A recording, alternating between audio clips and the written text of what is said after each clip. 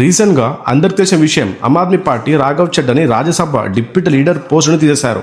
చాలామంది అనుకుంటున్నారు రాఘవ్ చెడ్డ ఏం తప్పు చేసిండొచ్చు అని.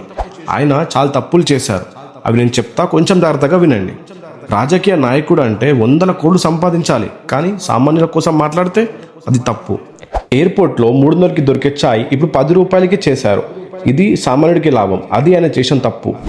బ్లింకిట్, జొమాటో లాంటి డెలివరీ బాయ్స్ 10 నిమిషాలు డెలివరీ అయిపోవాలని ప్రెజర్ని ఎక్స్పోజ్ చేశారు, అది ఆయన చేసిన మెయిన్ తప్పు. మనం తినే ఆహారంలో కలుపుతున్న కెమికల్స్ గురించి ఫైట్ చేశారు.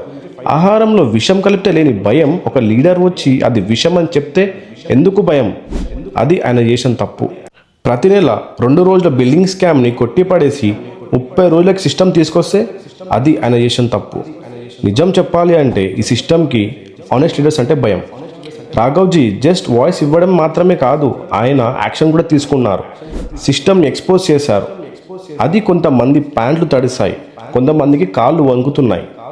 కానీ ఒక్కటి గుర్తుపెట్టుకోండి, రాఘవ్ గారు ఒక్కరే కాదు, ఆయన వెనుక ఒక సైన్యం ఉంది. ప్రతి మధ్యతరగతి కామన్ మ్యాన్ అతని వెంట ఉన్నారు.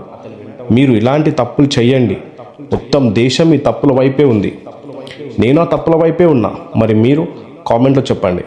కానీ ఇక్కడ మెయిన్ క్వశ్చన్ ఏంటి అంటే, సిస్టమ్ నిర్దేశించిన పార్టీలు జాయిన్ అవుతారా లేదా సొంత పార్టీ పెడతారా? మీరేమనుకుంటున్నారో కామెంట్లో చెప్పండి, డిస్కస్ చేద్దాం. జై హింద్, జై భారత్.